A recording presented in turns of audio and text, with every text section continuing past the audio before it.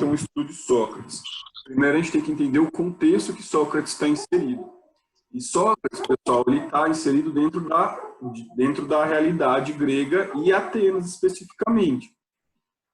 E no momento que ele estava ali, havia uma preocupação muito grande com a democracia ateniense.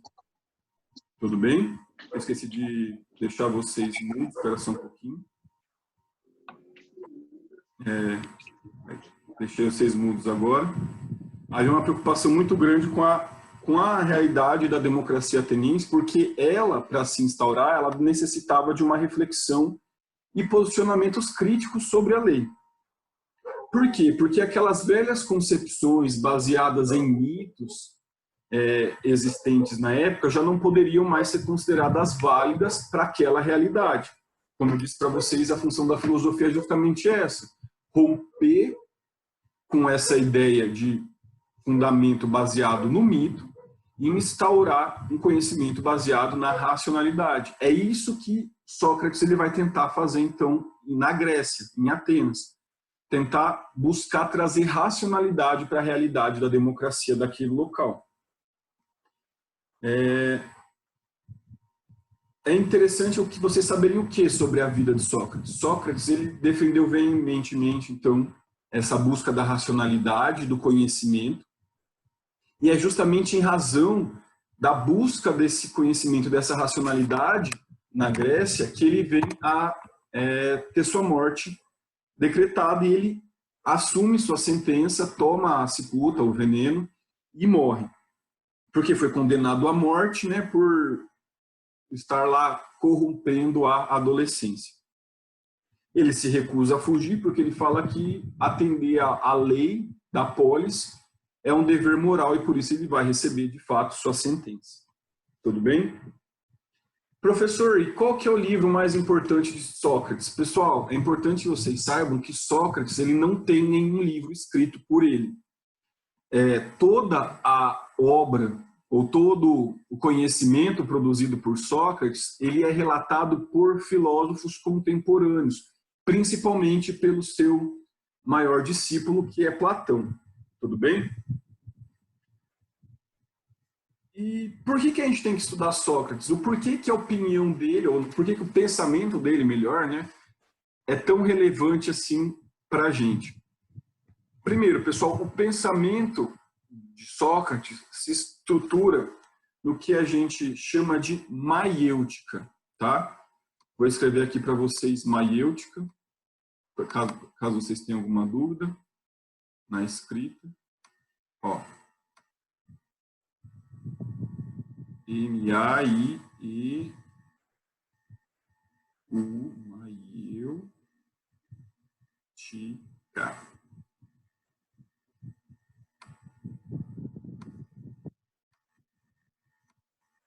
Maiêutica, tá bom?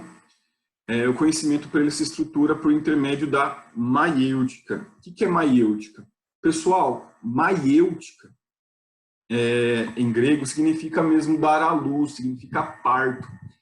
Ele traz esse conceito inspirado na mãe dele, que era parteira em Atenas.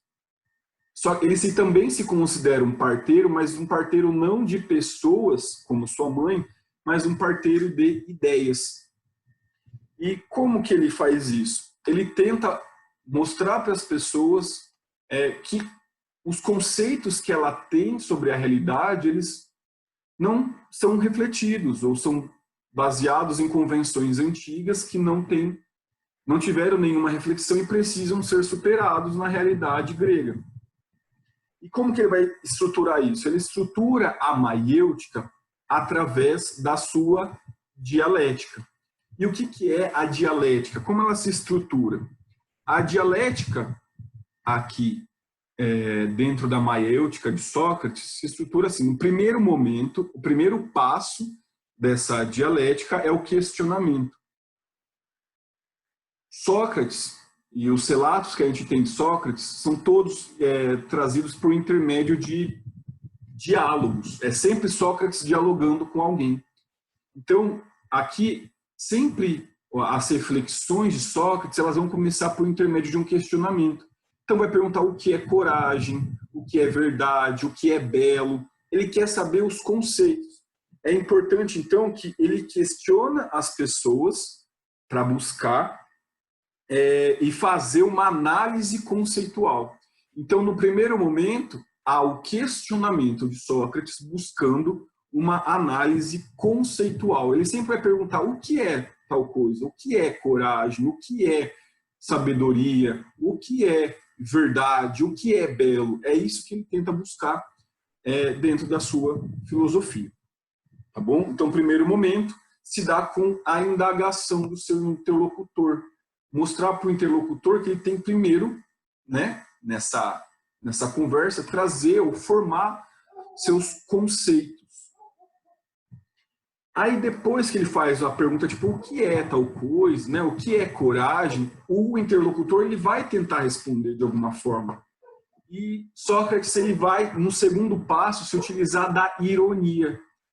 Através da ironia de Sócrates, ele vai mostrar para o interlocutor que, na verdade, ele não tem o conhecimento. Ele não sabe qual o conceito daquilo que ele está tentando falar. Então, por exemplo, ele atribui a alguém a qualidade de corajoso, mas ele não sabe o que é coragem. Então, ele faz isso como? Perguntando o que é coragem, a pessoa não vai saber responder o que é coragem e ele, então, parte para a ironia. Na ironia, então, ele vai trazer uma problematização acerca das crenças que a pessoa tem sobre qual o conceito das coisas, porque esses conceitos são errados, tá? E vai fazer o interlocutor cair em várias contradições. E nessas contradições, a intenção é mostrar para o interlocutor, para a pessoa que está dialogando com Sócrates, que, na verdade, essa pessoa não sabe nada. Que ela não sabe o que é coragem para estar falando que alguém é corajoso. Que ela não sabe o que é belo para dizer que alguém é belo. Que ela não sabe o que é verdade para dizer o que é verdade para alguém. Na verdade, a gente não tem o conhecimento de nada para poder atribuir isso, né, dentro de um diálogo. Que a gente precisa primeiro saber quais são os nossos conceitos. É por isso que Sócrates ele afirma, né, só sei que nada sei. Essa é a premissa estruturante, né, de todo o seu método. Através do questionamento, mostrar que a pessoa não sabe muitos conceitos básicos. E a partir desse não conhecimento, a partir do reconhecimento de que eu não sei o que é algo, eu vou buscar saber o que é. Tudo bem?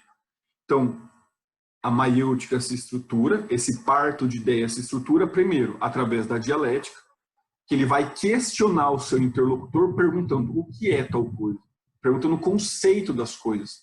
Ou seja, o questionamento ele vai trazer uma ideia de análise conceitual. Depois, com a resposta dessa pessoa, ele vai trazer a ironia, ou seja, ele vai problematizar essas crenças e fazer com que o interlocutor ele caia em contradição, fazer com que o interlocutor ele reconheça a sua ignorância, reconheça que não sabe o que é aquilo.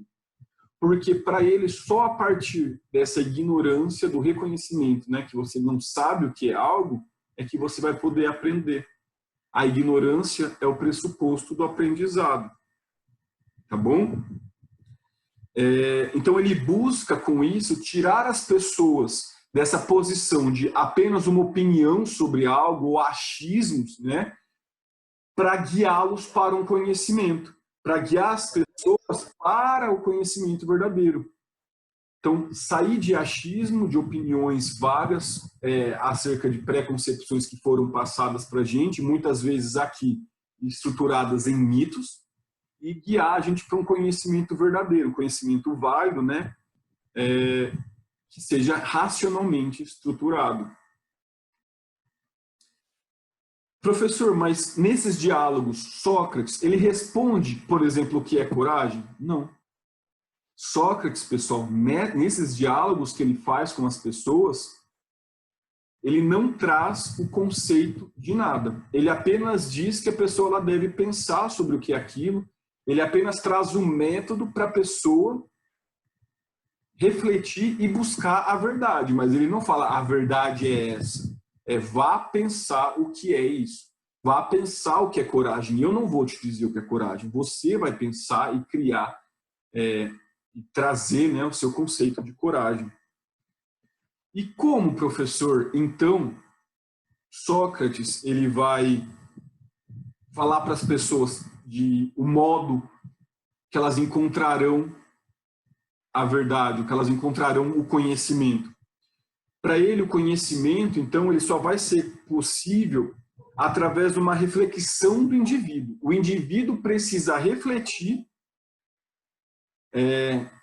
sobre tudo que ele tem ali concebido como verdade e buscar, através de abstrações, afastamentos da realidade, encontrar o conceito daquilo que ele busca, daquilo que ele não sabe. Então, a verdade ela só vai ser conhecida pelo interlocutor, né, a partir do momento que ele reconhece a sua ignorância, e reconhecendo a sua ignorância, ele vai partir para reflexões. Ele vai tentar refletir sobre o objeto através das suas experiências para compreendê-lo na sua essência e assim trazer um conceito verdadeiro. Tudo bem? Trazer um conceito que de fato reflita um conhecimento racional. Apenas a título de curiosidade, tem um historiador que é um dos historiadores mais famosos da Antiguidade Clássica. Ele chama Diógenes Laércio. Ele fala assim que Sócrates ele era muito insistente. Então ele ficava insistindo, olha, você não me respondeu, você não falou, você não trouxe o conceito do que é tal coisa. E algumas pessoas ficavam tão revoltadas com essa insistência de Sócrates em falar, não, você não respondeu, não, isso não é resposta, não, você não trouxe o conceito. Que muitas pessoas, principalmente ligadas ao poder da época, acabavam agredindo ele. Ele levava direto soco, puxão de cabelo, porque as pessoas não sabiam responder e essa raiva por não saber responder fazia com que elas partissem para a agressão contra Sócrates. Aí, então, até, inclusive, uma pessoa uma vez indagou a ele e falou assim, Sócrates, por que você não faz nada? Tipo, você não leva isso para a justiça, sei lá, está apanhando e não faz nada? Por que você aguenta isso? E ele respondeu assim, com ironia, né, para variar, se eu recebesse um coice de um asno, eu levaria ele aos tribunais? Tipo, essa pessoa ela não tem conhecimento nenhum, não tem por que eu levar ou por que prosseguir com isso, sabe? Então, até mesmo quando apanhava, ele conseguia ser irônico no seu conhecimento. Tudo bem? Pessoal, a ideia central de Sócrates sobre a estruturação do seu principal pensamento, que é a maiêutica, é basicamente isso. Tudo bem? Essa é a ideia, né? Você ter a maiêutica se estruturar numa dialética em que ele faz o questionamento buscando uma análise conceitual, a pessoa normalmente não responde o que é, não traz o conceito do que é aquilo, e a partir disso ele mostra que a pessoa não sabe nada e que ela precisa então buscar conhecer através de reflexão, abstração e experiências da realidade. Um exemplo disso, pessoal, acontece num diálogo que Sócrates ele entrava com Mênon. Nesse diálogo ele começa mais ou menos assim, Mênon, e aqui não precisa anotar nem nada, só compreender para vocês verem como acontece essa maiêutica. Mênon vira e fala assim para Sócrates, Sócrates, virtude, ela é inata, eu nasço virtuoso, eu nasço com as virtudes, ou ela pode ser ensinada para alguém? Aí Sócrates, com ironia, ele vira e fala assim, nossa, mas você tem que se considerar privilegiado. Eu não sei dizer se ela é aprendida ou se ela já nasce comigo, porque eu não sei nem o que é virtude. Mas, já que você está falando isso, me diga o que é virtude. Né? Aí, pensem, a ideia da dialética, começando então com o questionamento. O que é virtude? A análise conceitual dele. Menon vai responder para ele assim, ó, não há nenhuma dificuldade. Em primeiro lugar, tem que saber se é uma virtude masculina ou se é uma virtude feminina. Se é uma virtude masculina, a virtude de um homem consiste em ser capaz de conduzir seus afazeres de cidadão, de tal forma que poderá ajudar seus amigos e causar dano aos inimigos, ao mesmo tempo tomando cuidado para não prejudicar a si próprio. Agora, se for a virtude da mulher, essa também pode ser facilmente descrita, porque a virtude da mulher para ele aqui está ligada em ser uma boa dona de casa, cuidadosa com seus pertences, obediente a seu marido. Há uma virtude das crianças do sexo masculino, feminino e tudo mais. Então ele vai falar assim, olha, a virtude de um é isso, a virtude de outro é aquilo. Aí Sócrates, né, parando e analisando isso aqui, ele pensa, você não respondeu o que é virtude. Você deu exemplos do que você acha dentro da sua realidade, né?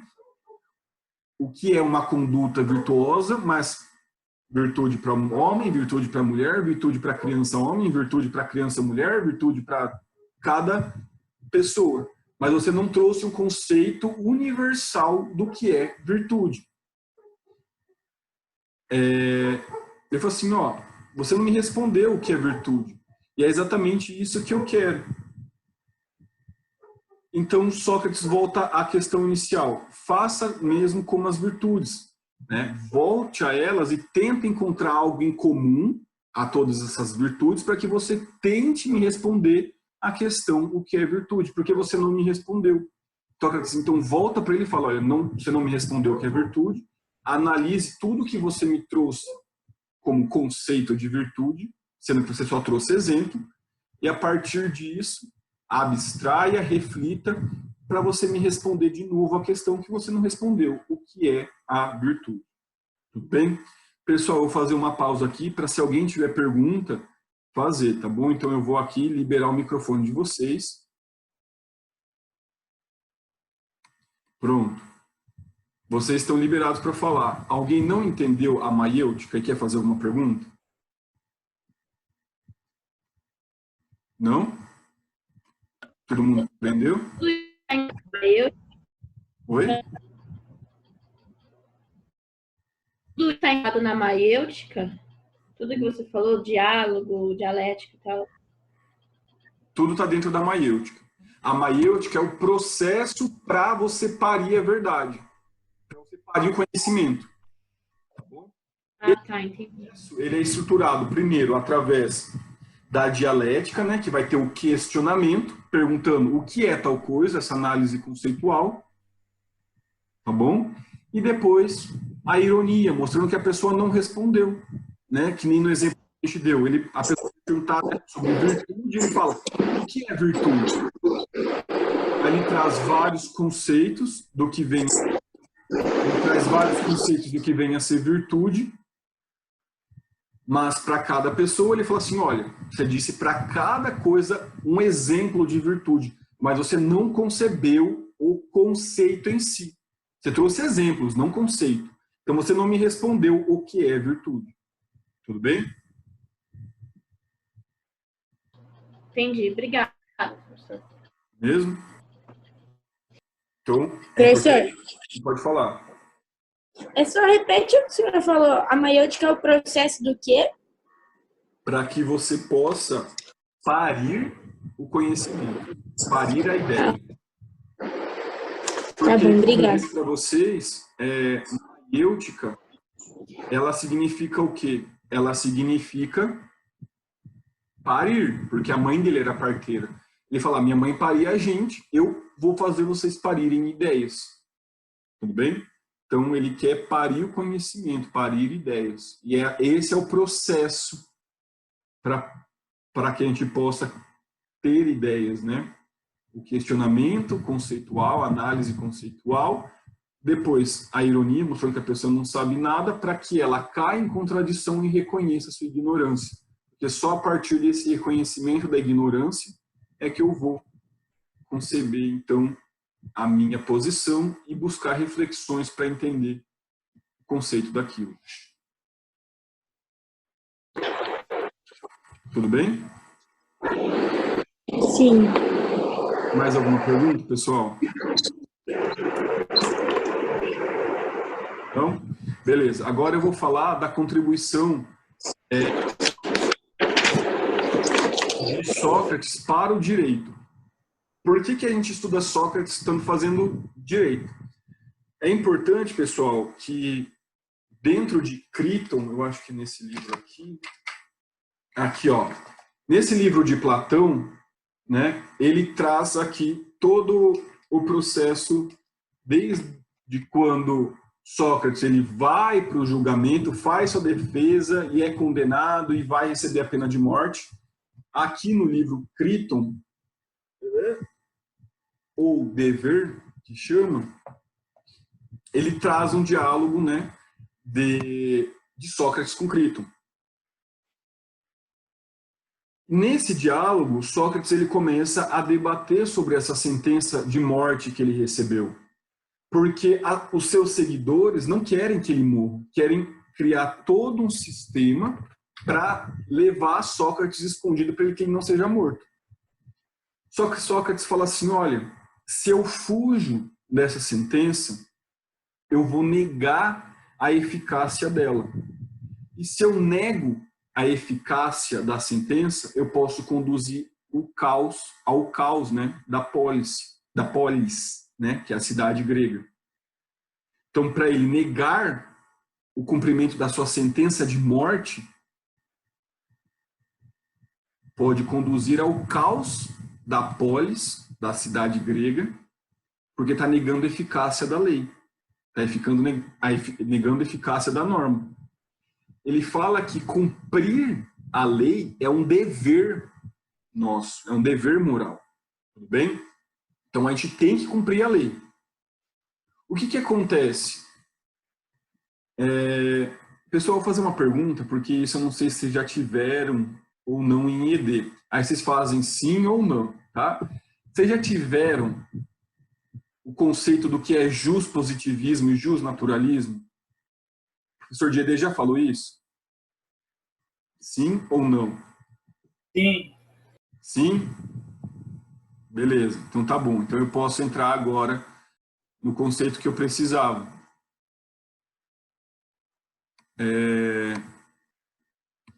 Pessoal, se eu falo para vocês então que para Sócrates eu tenho que cumprir a lei porque é um dever moral cumprir a lei e que se eu não cumpro a lei eu vou estar negando a eficácia e isso pode gerar o caos na polis, o caos na sociedade, isso durante muito tempo fez com que vários autores dissessem que Sócrates era defensor do positivismo, ou seja, que ele defendia que o Estado traria todas as fontes das leis, né, e ele seria o real emanador, que a gente tinha que cumprir todas as leis do Estado e tudo mais. E todo o conceito de positivismo que vocês já aprenderam. Entretanto, uma ala mais contemporânea, fazendo uma releitura de Sócrates, isso é importante que vocês saibam, eles dizem que não, que Sócrates ele não é positivista. Na verdade, ele é um defensor do naturalismo. Por que Sócrates ele é defensor do naturalismo? E essa é uma corrente que eu concordo e eu vou fundamentar isso para vocês. Porque ele não vai fugir da aplicação da lei porque é a lei. Então, assim, ele decide cumprir a sentença, mas não é porque é a lei que está dizendo que é aquilo por si só. Ele não cumpre a lei porque foi emanada pelo Estado, a lei pela lei. Ele cumpre a lei porque, para ele, tem um dever moral acima da norma jurídica. Tá bom? Acima da norma jurídica há um dever moral. E é com esse dever moral que ele se compromete. Tá bom? Então, ele não se compromete com o dever legal, tão somente, com o dever da norma jurídica. Ele se compromete com o dever moral que está acima da norma posta, da norma ditada pelo Estado ou pela polis, tá bom? Inclusive, ele vai, no seu discurso, né, na apologia de Sócrates, no seu discurso, em sua defesa no tribunal, ele vai deixar claro isso para a gente, porque ele vai falar assim, olha, vocês podem me matar, mas vai ter muita gente ainda utilizando o meu discurso, vocês vão tentar me calar, mas não vão conseguir, basicamente isso ele fala. Por quê? Porque ele vai deixar claro com a sua morte o afastamento que existe entre direito e justiça. Com a sua morte, ele vai tentar mostrar que direito... Peraí. Agora que eu vi, eles não aprenderam positivismo. Mas não precisam entrar, não precisam se desesperar. Eu não sei o que é positivismo e tudo mais. Não precisa se desesperar com isso, porque eu não vou perguntar para vocês conceito de positivismo, naturalismo e tudo mais. Mas a ideia é que o positivismo é que o conceito, a ideia do positivismo é que o fundamento do direito estaria no Estado. O Estado traria as normas para a gente. Tem vários positivismos, por isso que é importante que vocês saibam que eu estou dizendo um deles. Então tem vários e vários. Eu tenho que cumprir a lei, porque ele é o fundamento da ordem do Estado. São várias as correntes do positivismo. Uma delas é essa, que é a que eles acreditavam nesse período, né, que foi formulado. Então fiquem tranquilos, não precisa se desesperar, eu não sei o que é positivismo, vocês vão ver. Vamos lá, quer voltar um pouco? Vamos voltar. Então, algumas pessoas acreditavam que o direito, ele, para Sócrates, deveria ser cumprido porque foi uma norma imposta, né, pelo Estado. Então, eles acreditavam que como Sócrates, que é o cumprimento da lei, e ele cumpre a lei, ele aceita cumprir a lei, e ele não busca nenhum outro fundamento que não seja o cumprimento da lei, né, porque ele aceita a sua sentença de morte, ele seria positivista, já que ele cumpre a sua sentença, já que ele não foge para não morrer, tá? Ele não aceita a fuga que tinham feito para ele. Tudo bem? Ele não aceita o esquema de fuga. Ele aceita a sua sentença de morte. Então se ele aceita a sentença de morte, ele aceita a sentença, ele aceita então a lei que fundamenta essa sentença. Se ele aceita e cumpre a lei, ele é um positivista. Não, tá? É justamente aí. Por que ele cumpre a lei? Ele cumpre a lei não porque ele acha que o fundamento da lei é o Estado. Não porque ele acha que o Estado dita o que é justo ou não justo, tá? Ele cumpre a lei porque ele acha que cumprir a lei é um dever moral de todos, para que a sociedade ela se mantenha coesa. Tá bom? Para que a sociedade se mantenha coesa.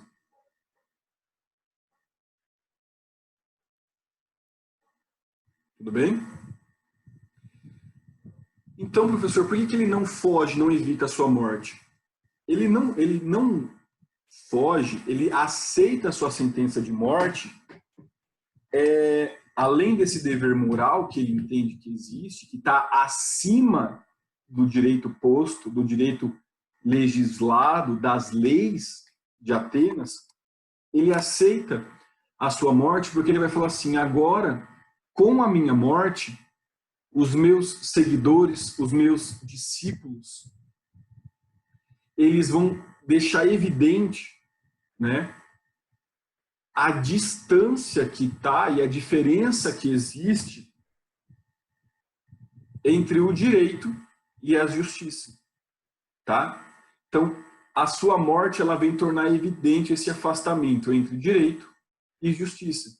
O direito, as leis de Atenas condenaram Sócrates à morte. Então, aplicando a lei, ele foi condenado à morte e aceitou. Mas é justo condenar Sócrates à morte só porque ele queria que as pessoas chegassem ao verdadeiro conhecimento, só porque ele queria que as pessoas não ficassem presas às preconcepções tradicionais construídas por uma sociedade mítica. É essa reflexão que ele vem trazer. Bom, para ele não é e para os seus seguidores, obviamente, né, não é justo pensar que esse direito que condenou Sócrates à morte, né, não é correto pensar que esse direito que condenou Sócrates à morte é justo, tá bom? Esse direito, ele é injusto. Então, não é porque o direito é apresentado pelo Estado que ele é necessariamente justo. Justiça e direito, nesse caso, estão afastados, tudo bem? Justiça e direito estão, nesse caso, afastados. Então, Sócrates, ele é justnaturalista. Ele aceita seu destino, mas em cumprimento a um dever moral, não um dever da lei. E ele quer provar com a sua morte a diferença que existe e o afastamento existente entre direito ateniense e a justiça. Porque o direito o condena à morte, mas a justiça dessa sentença é latente. Por que essa justiça é latente? Porque ele só queria o cumprimento, ele só queria o conhecimento, divulgar o conhecimento. Aí a pergunta é, ele não é justpositivista? Não, ele é justnaturalista, tá bom? Ele não é justpositivista, ele é justnaturalista. Porque ele acredita que há uma ordem moral acima da ordem jurídica, tá bom? Ele é justnaturalista, ele entende que é uma ordem moral acima da ordem jurídica. E é essa ordem moral que vai fundamentar o direito, ou que deve fundamentar o direito. Tudo bem?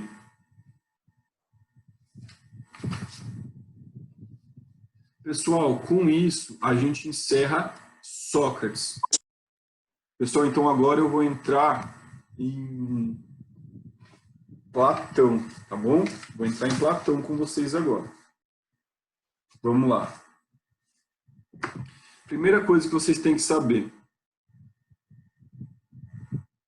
Platão, ele era um discípulo de Sócrates, tá bom?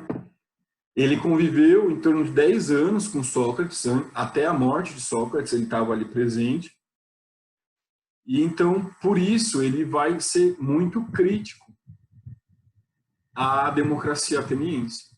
Ele vai, na verdade, apontar o que ele entende como decadência da democracia ateniense, porque ele acredita que essa democracia decadente condenou o seu, no caso aqui, ídolo, à morte. Tudo bem? Então a gente tem que ter isso em mente. A realidade dele é essa crítica à democracia ateniense, porque foi a democracia ateniense que conduziu Sócrates, seu mentor, à morte. Tudo bem? Para ele, o conhecimento ele tinha que ser obtido através da filosofia, porque a função da filosofia é romper com o senso comum e trazer um conhecimento universal. Tá? Então é através da filosofia que eu saio do senso comum e chego ao conhecimento universal.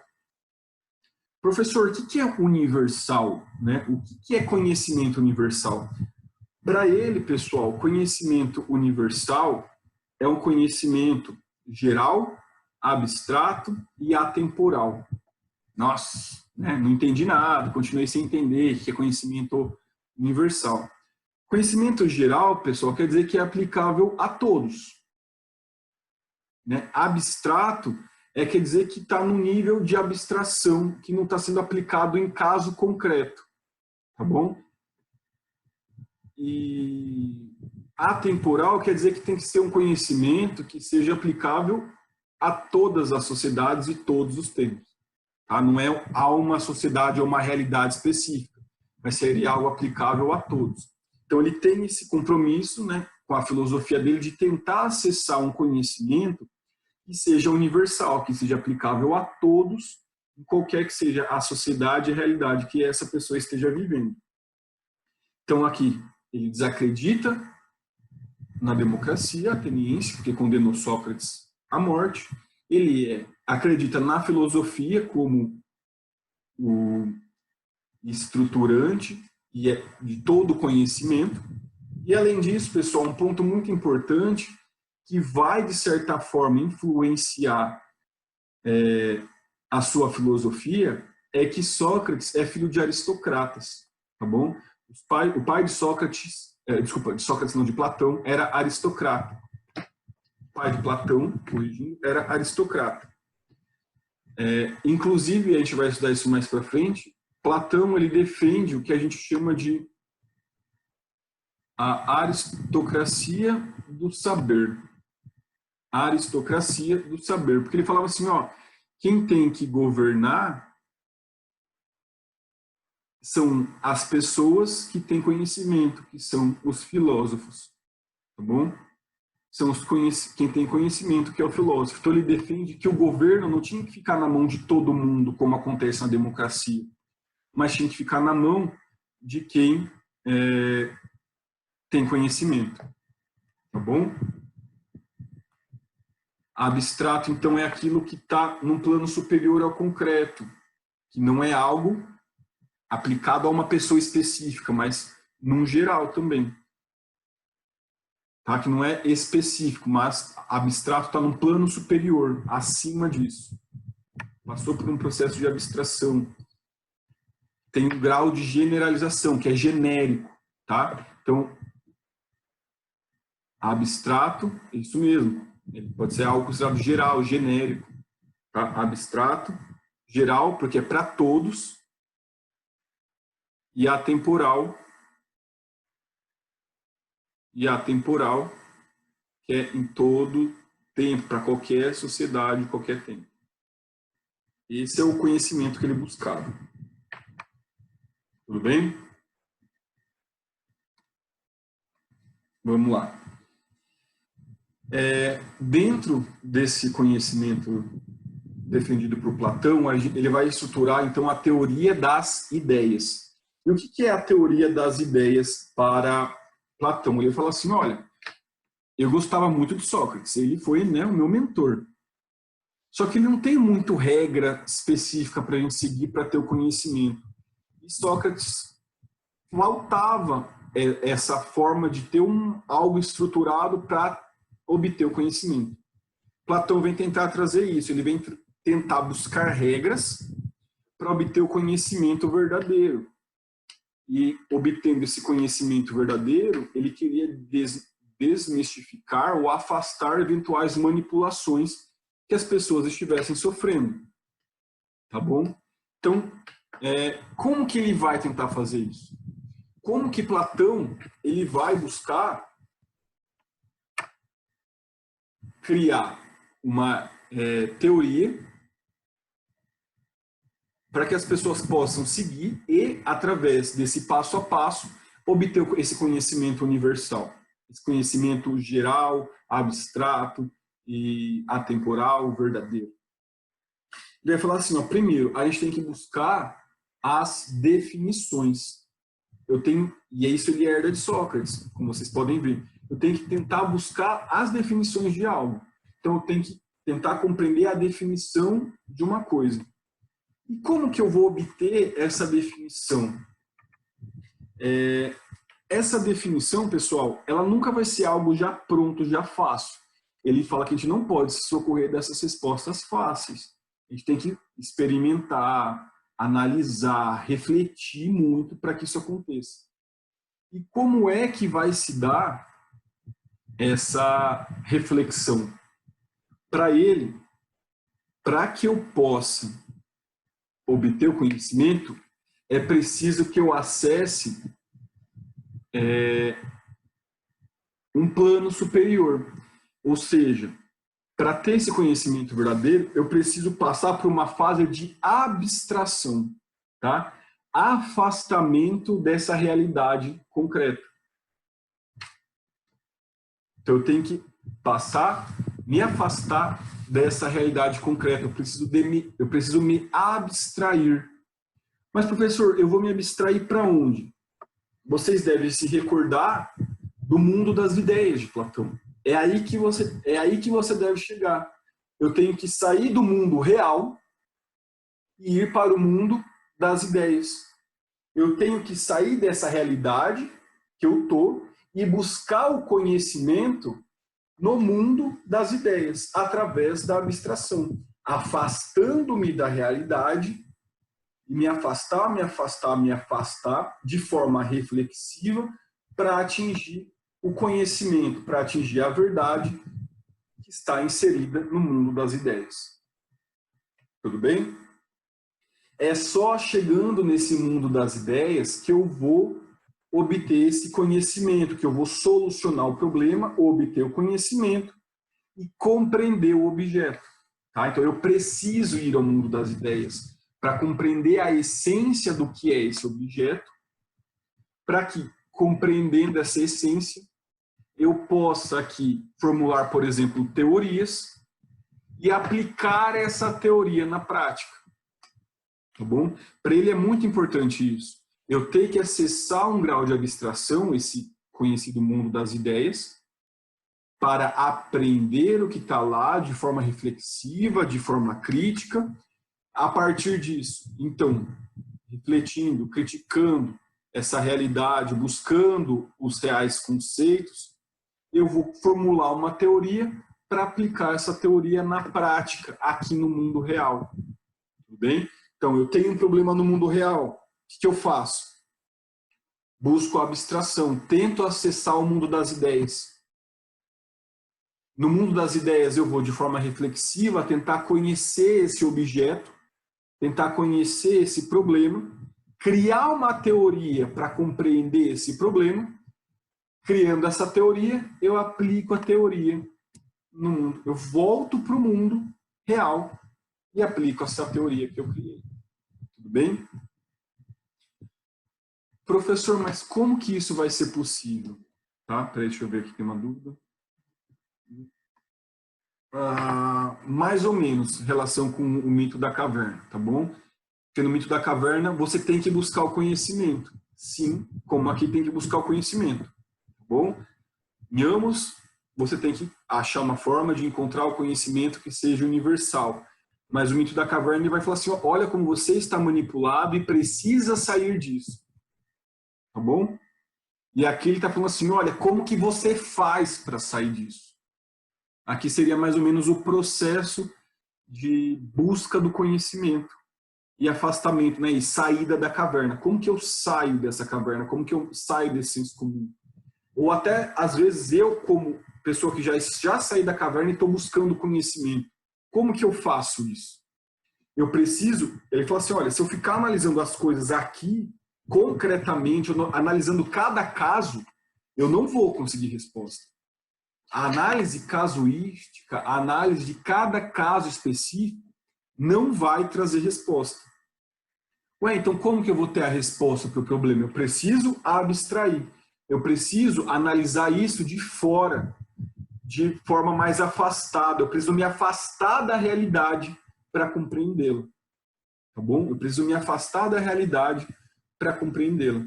Esse afastamento da realidade faz com que eu chegue cada vez mais perto, né, desse mundo das ideias. E é a partir desse afastamento, dessa abstração da realidade, que eu vou conseguir criar teorias para explicar o que eu estou estudando, ou o que eu quero aprender, o que eu quero conhecer. Tudo bem? Então eu tenho que me afastar do caso concreto para conseguir compreendê-lo. Professor, tá, mas esse conhecimento, ele vai partir de onde? Qual que é o ponto de partida para o conhecimento? Ele fala assim, olha, e aqui eu vou trazer primeiro uma alegoria, que é a alegoria que ele traz para vocês conseguirem compreender. Ele fala mais ou menos assim, ó, a gente, antes de vir para a Terra, vivia no mundo das ideias. Lá a gente tem uma noção perfeita do que é democracia, a gente tem uma noção perfeita do que é justiça, a gente tem uma noção perfeita do que é lei, uma noção perfeita de todos os objetos. Só que a gente tem que encarnar, a gente tem que vir para a Terra, para o mundo terreno, né, que é o mundo da imperfeição. A gente sai desse mundo perfeito, universal, e vem para o mundo imperfeito, relativo e com várias falhas que a gente tem que aprender a superar e compreender. Só que quando eu chego nesse mundo terreno, eu preciso passar, né, pelo lago ou pelo rio das reminiscências, que é onde eu esqueço, em regra, quase tudo que existe de perfeito nesse momento inicial, nesse mundo inicial, e passo, então, chego aqui na realidade, porque quando eu saio do mundo das ideias, eu passo pelo lago da reminiscência para esquecer o que eu vivi lá e chego aqui no mundo terreno. Entretanto, para ele, na nossa alma, existe um resquício do que existe no mundo das ideias, tá? Então, para ele, essa abstração ela vai ser possível porque há o que ele chama de reminiscência ou anamnese. Vou escrever aqui anamnese para vocês.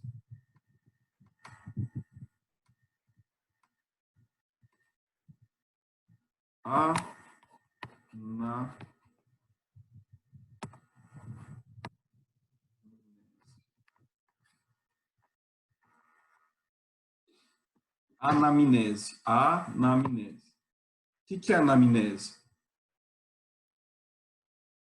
Pela anamnese, eu tenho algumas ideias, alguns conceitos que são inatos a mim, tá? Eu tenho conceitos que nasceram comigo, porque esses conceitos eu guardei eles de quando eu encarnei, de quando eu vim desse mundo das ideias. E é a partir desse conhecimento inato que eu vou conseguir fazer a abstração e me lembrar de como era no mundo das ideias. Bem? E me lembrar de como era no mundo das ideias. Então, ó, voltando, ele fala assim, olha, existe o mundo das ideias, onde o conhecimento lá é universal. E a gente, enquanto filósofo, enquanto alguém que quer ter o conhecimento, precisa acessá-lo. Mas ele está aqui e a realidade terrestre está aqui. Como que eu faço para superar essa diferença? Eu preciso me abstrair aos poucos. Esse processo de abstração para buscar o conhecimento real, ele faz partindo de conhecimentos inatos que eu tenho já comigo, que eu, para Platão, já nasci com eles. E por que eu nasci com eles? Porque é o que ele traz de ideia da anamnese ou teoria da reminiscência. Teoria da reminiscência. O que é essa ideia ou teoria da reminiscência? Ideia da reminiscência ou teoria da reminiscência ou anamnese? O que seria isso para Platão? Seriam as ideias inatas que eu nasço.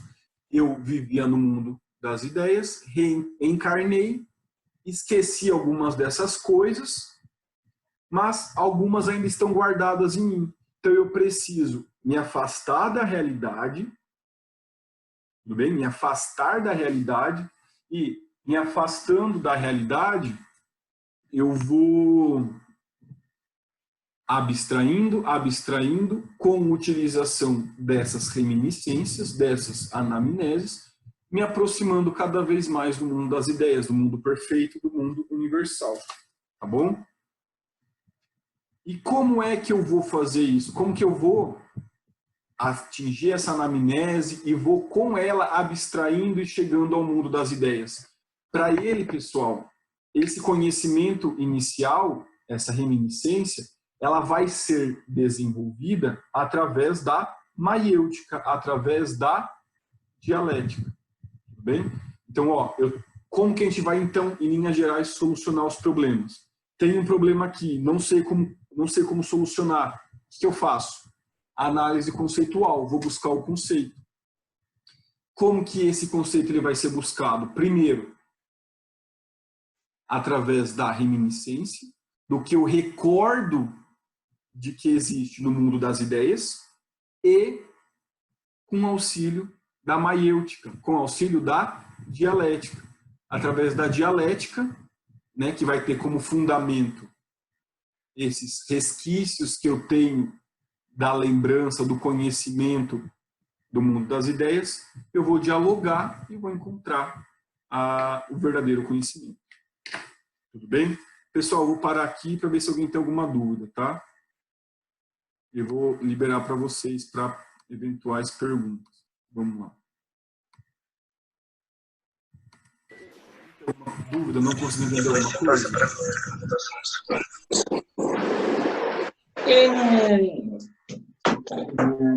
Alguém tem alguma dúvida?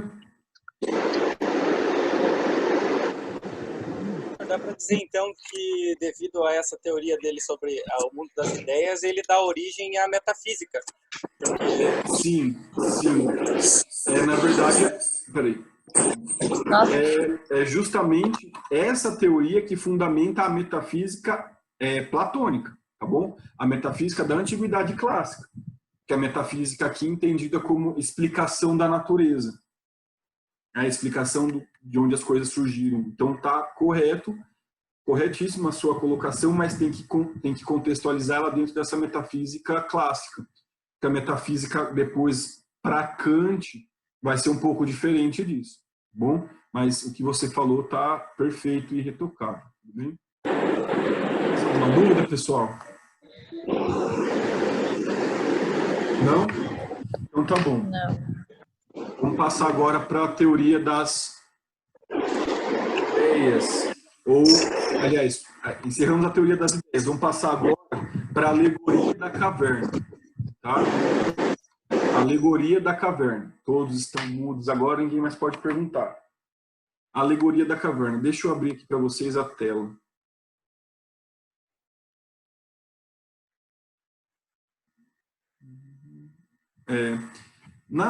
Vocês já devem ter, com certeza, ouvido falar da teoria da caverna.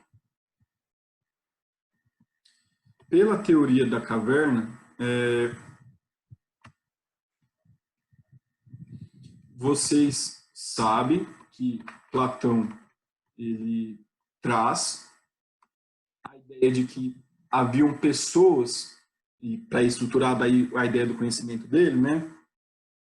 Haviam pessoas que estavam trancadas dentro de uma caverna, e essas pessoas elas estavam acorrentadas pelas mãos e pelo pescoço, então elas não conseguiam se mexer lá dentro.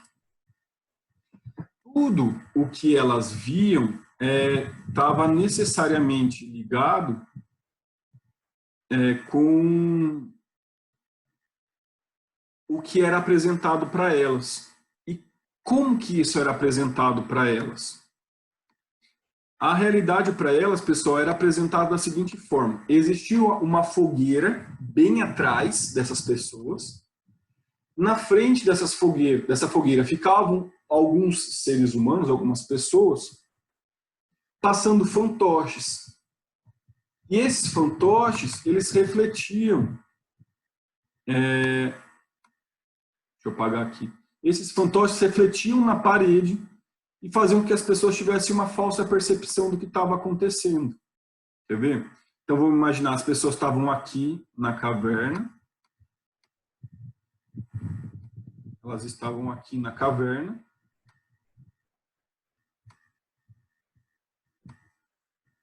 Acorrentadas pelo pescoço e pelos braços num muro aqui.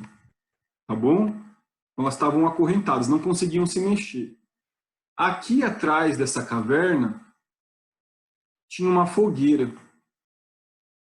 E aqui tinham pessoas que ficavam levantando alguns fantoches na frente dessa fogueira que refletiam aqui para essas pessoas verem. Então o que acontecia? O que essas pessoas aqui tinham como verdade? Elas tinham como verdade o reflexo de fantoches que eram passados por alguém. Então essas pessoas que estavam dentro da caverna, na caverna, achavam que verdade era o reflexo do que era manipulado por essas pessoas. Eles só conheciam que o reflexo do que essas pessoas diziam que era verdade. Bem, então, o conhecimento que essas pessoas tinham era falso? Era. Ele existia, né? Não era algo inventado, mas era algo falso. Tá? Essas sombras, então, elas não são irreais, elas só são ilusórias. Criavam uma falsa ideia do que realmente existia. É interessante também lembrar que ele usava, obviamente, justamente esse mito da caverna, para falar assim, ó, a caverna, para os gregos, representava o submundo, representava o mundo de Hades, né? Seria algo similar ao inferno.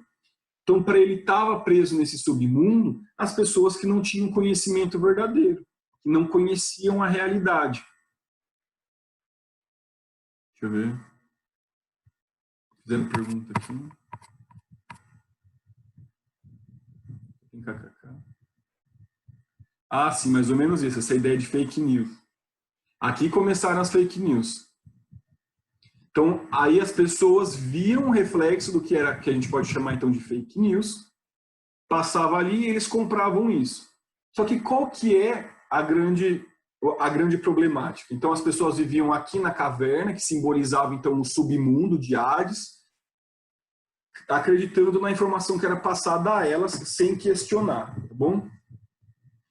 Então, o homem ali estava prisioneiro dos costumes, estava prisioneiro das suas tradições, dos mitos, dos preconceitos e precisa romper com isso. E como que ele vai fazer? Ele falou assim, olha, não é fácil, é doloroso você começar a questionar aquilo que você tinha como verdade, mas é necessário você romper com isso.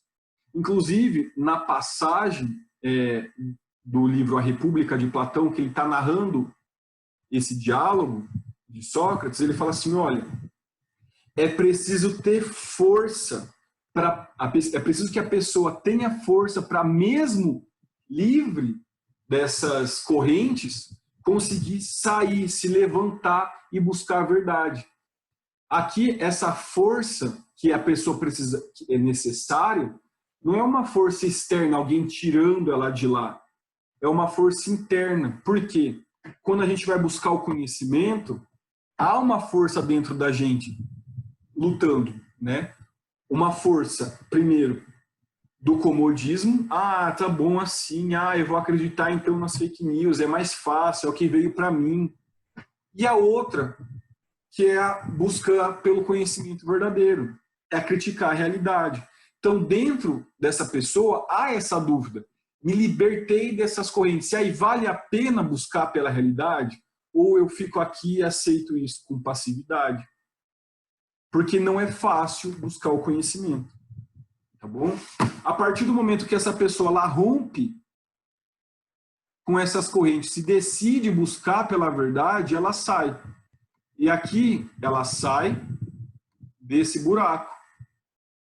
Então percebam, primeiro, quando ela vai sair, ela sai de um buraco. É um movimento ascendente, mostra a ascensão dessa pessoa. Ela tem que ascender, ela vai crescer. Então sai do plano real e vai para o mundo das ideias. Ascende, abstrai. É através da abstração que isso vai fazer. Ele sai aqui para buscar conhecimento. Só que pense, essa pessoa aqui, ela não tinha muita luz. Quando ela sai, dá de cara com o sol, ela vai conseguir enxergar tudo de cara? Ela vai ter o conhecimento irrestrito? Não, não vai ter. Primeiro ela vai começar a abrir o olho, ela vai olhar para baixo, vai enxergar a grama, vai ver aquele pouquinho mais na sombra, aí começa a ver reflexo. Aos poucos ela vai enxergando, para só depois ela conseguir, então, olhar para o sol. E é isso que Sócrates aponta. Primeiro você olha para baixo, olha para as sombras, olha assim para as alturas, e depois consegue enxergar o sol, mas depois de muito tempo. Porque o sol, nessa metáfora, ele simboliza o auge do conhecimento, né? Simboliza, então, o grau máximo de acesso à realidade. Então, primeiro eu vou conhecendo aqui aos poucos, vou ascendendo até chegar ao sol, que é o máximo. Depois que eu chego a esse máximo de conhecimento da realidade, eu fico parado aqui? Não, eu não posso parar em conhecer apenas a realidade externa, a realidade desse mundo aqui, que tem o sol, que é o conhecimento máximo. Não posso ficar parado aqui. O filósofo, que é a pessoa que saiu e teve esse conhecimento, conheceu a realidade, conheceu o sol, ele... Estão rabiscando a minha tela, gente. Esse filósofo, ele não pode ficar parado. Ele tem que retomar a sua função político-pedagógica. O filósofo ele não pode parar por ali, ele tem que ter em mente a sua função político-pedagógica. E qual é a função político-pedagógica? É retornar para dentro da caverna e falar para as pessoas o que está acontecendo, é falar para as pessoas a realidade que existe lá fora. Só que daí, nesse momento, Sócrates ele pergunta, né, e aqui é uma certa ironia de Platão quando ele traz essa reflexão, se a pessoa que foi lá fora conheceu verdadeiramente, ela chega dentro da caverna para contar para quem está preso a verdade, o que essas pessoas vão fazer? Aí, Platão aqui escrevendo esse diálogo de Sócrates, se eu não me engano, com Glauco, Sócrates com Glauco, Glauco responde para Sócrates, vão matá-lo, vão matar esse filósofo. De certa forma, há uma comparação disso com o que aconteceu com Sócrates, né? Sócrates tentando apresentar o conhecimento verdadeiro, as pessoas não aceitam esse conhecimento e decidem matá-lo. Ele fala assim, é isso, o filósofo tem que voltar, mas algumas pessoas não vão querer aceitar esse conhecimento que ele está apresentando e alguns podem até querer matá-lo, né? Pode matar justamente essa pessoa.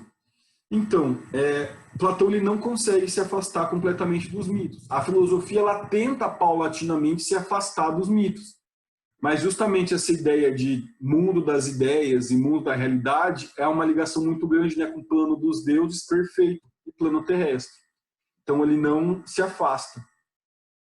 Dentro do direito, ele se socorre de mitos até para poder explicar as coisas. Por exemplo, ele vai fundamentar a função da pena através do mito de Er, através do mito de Er. Então ele não se afasta completamente dos mitos. Ele tenta se afastar, mas não tem como fazer uma ruptura drástica, né? É paulatino. Beleza, André? Ok. Então ele tenta voltar, mas não consegue. Partindo disso, como essa teoria, a alegoria da caverna, então a teoria das ideias, ela vai contribuir para o direito, que é importante para a gente. Primeiro, ele vai falar assim, olha, Platão, pessoal, ele é uma pessoa até um pouco contraditória na parte jurídica. Por quê? Num primeiro momento, pela política, ele é revolucionário. Ele tem um posicionamento político revolucionário. Só que, na hora de transformar esse seu posicionamento em algo jurídico, em lei, ele acaba legitimando o poder do Estado e, principalmente, de um monarca, de um soberano. Então, ele, de certa forma, ele fomenta um totalitarismo, que seria esse rei o responsável por conduzir os interesses da polis. Porque como que ele vai fazer isso? Ele vai falar assim, olha, o direito ele tem que ser ditado pelo soberano, pelo rei. E esse rei ele tem que ser necessariamente um filósofo. Então, para ele, somente os filósofos poderiam governar a polis. Somente filósofo tem poder para governar a polis. Então, aqui ele funda o que eu disse para vocês de aristocracia do saber. Primeiro, ele é filósofo e filho de aristocrata. Então, ele está favorecendo quem? A aristocracia do saber, ele mesmo. Então, há um recorte classista aqui por parte de Platão, a partir do momento que ele fala assim, o Estado vai ditar as regras por intermédio do rei, que vai ser um filósofo. Então, o filósofo diz quais são as leis. Ele tenta romper com a democracia ateniense, sendo revolucionário, e eu vou explicar o porquê, mas ele acaba caindo num totalitarismo, ao dizer que um rei vai ditar as regras para a sociedade seguir. Bem? E como ele faz isso? Vamos lá.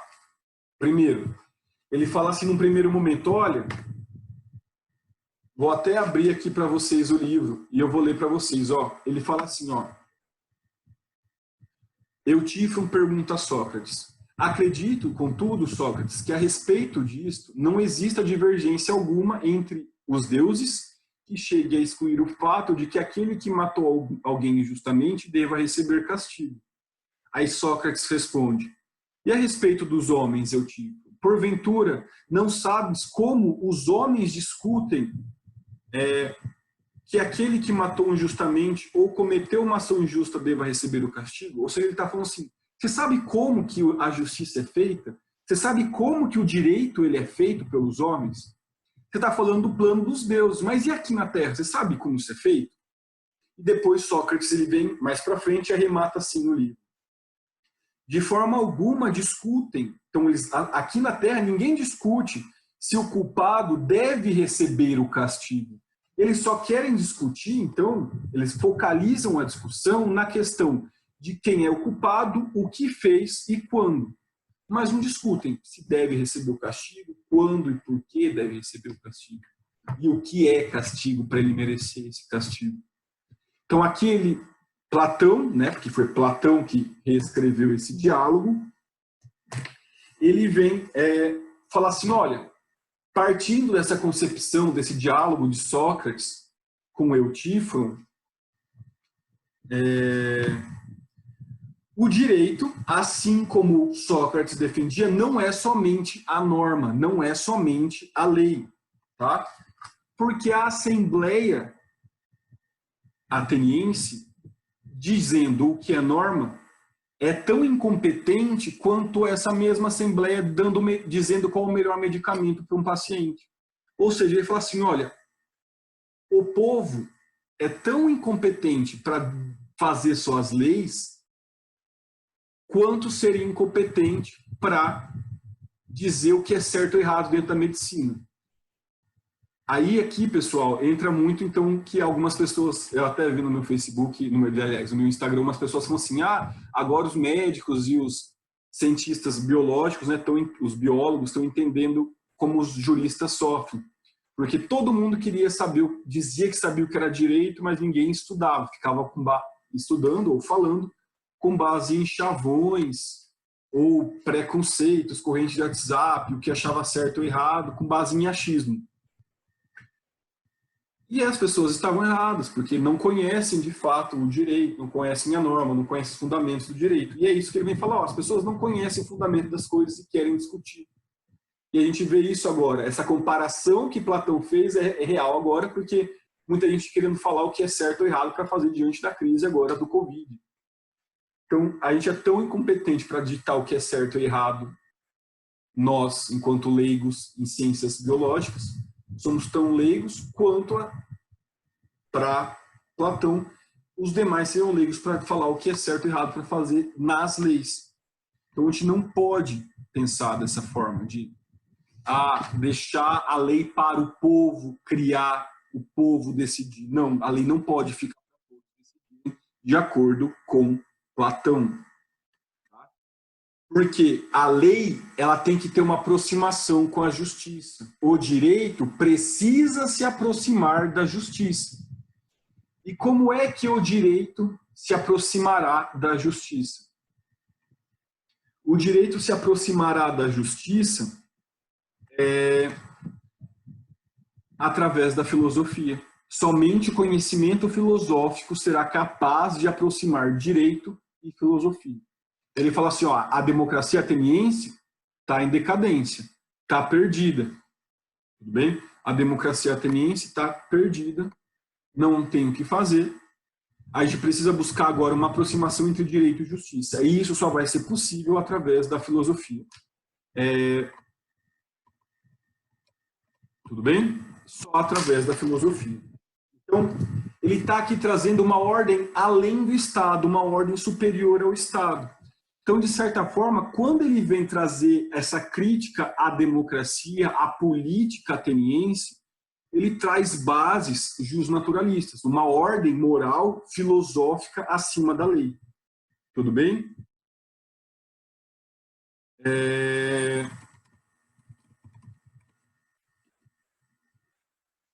Entretanto, pessoal, ele traz uma ideia muito interessante. Ó, as pessoas não sabem fazer leis, então isso tem que deixar para filósofo. Porque é o filósofo que vai conseguir criar um direito justo. Mas o que é justo? Aí ele falou assim, ó, justo está ligado com a possibilidade das pessoas cumprirem os seus deveres dentro da sociedade. Tá bom? Então, a partir do momento que eu cumpro o meu dever com a sociedade, eu vou estar me vinculando com a cidade, vou estar me vinculando com a polis. E a partir desse meu cumprimento com os deveres com a sociedade, a criação de uma sociedade, então, justa, ele vai dizer assim, ó, se eu tenho uma sociedade justa, que cria deveres justos para os cidadãos, e eles cumprem, eu terei indivíduos justos. Então, é mais ou menos assim, ó, o filósofo vai criar as normas, tudo bem? Para ele, a filosofia vai criar as normas, porque essas normas, através do filósofo, serão o quê? Serão normas justas. Essa justiça das normas vai ser em atribuir papéis para cada pessoa da sociedade. Cada um vai ter o seu dever na sociedade. E para que eu seja uma pessoa justa, eu tenho que cumprir esse dever social imposto pela norma. Tá bom? Eu tenho que cumprir. Então, para que eu, indivíduo, seja considerado alguém justo, a sociedade que eu estou inserido tem que ser justa. Porque essa sociedade justa vai atribuir papéis justos, tá bom? Vai atribuir papéis justos. Então, a justiça aplicada nos casos concretos, ela depende, antes de tudo, de uma justiça social, de uma justiça na sociedade. Tudo bem? Essa noção de justiça dele, então, pessoal, rompe um pouco com essa ideia de cidadão de bem que a gente tem na modernidade, que é o sujeito que paga imposto, que não rouba e que não mata, só isso. Né? Que parte de o indivíduo é justo, a sociedade não. Ele fala assim, olha, como que a sociedade, como que o indivíduo, como que todos os indivíduos são justos e a sociedade não vai ser? Ele falou, o indivíduo é reflexo da sociedade. Se a gente tem uma sociedade justa, teremos indivíduos justos. Se a gente tem uma sociedade injusta, que distribui os papéis de forma injusta, com leis injustas, teremos indivíduos injustos. Bem, a sociedade é um reflexo, o indivíduo é um reflexo da sociedade. A sociedade reflete nos indivíduos. Tá bom? Então, não é uma lei que é injusta, é a sociedade que é injusta que faz essa lei injusta. É para isso, então, que ele defende uma justiça social que vá trazer... tudo isso é o que o Platão fala, tá bom? Tudo isso é o que o Platão fala. Então, para Platão, o direito tem que se aproximar da justiça através da filosofia. Porque uma lei, para ser justa, eu tenho que pensar na justiça social que ela vai trazer, que ela vai causar, que ela vai ocasionar, tá bom? E essa justiça social ela vai ser possível através da educação.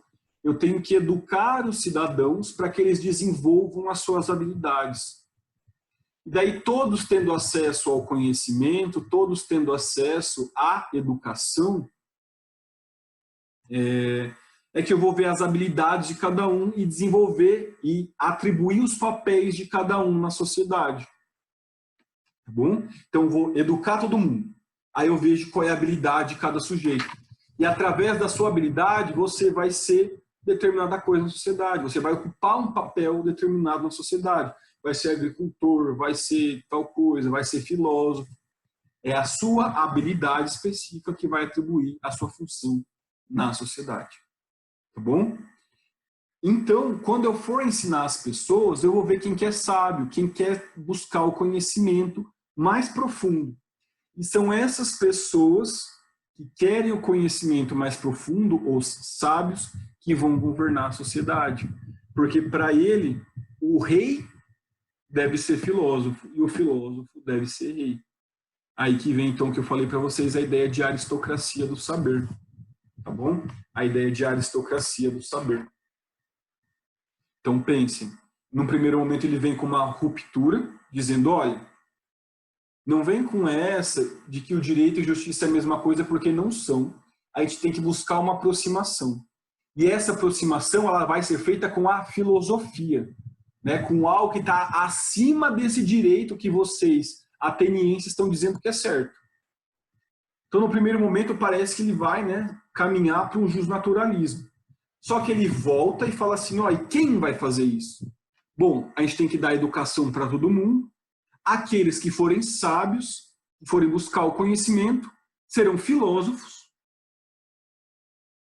E esses filósofos é que vão governar a sociedade. Só o filósofo será rei e ele que vai ditar as regras.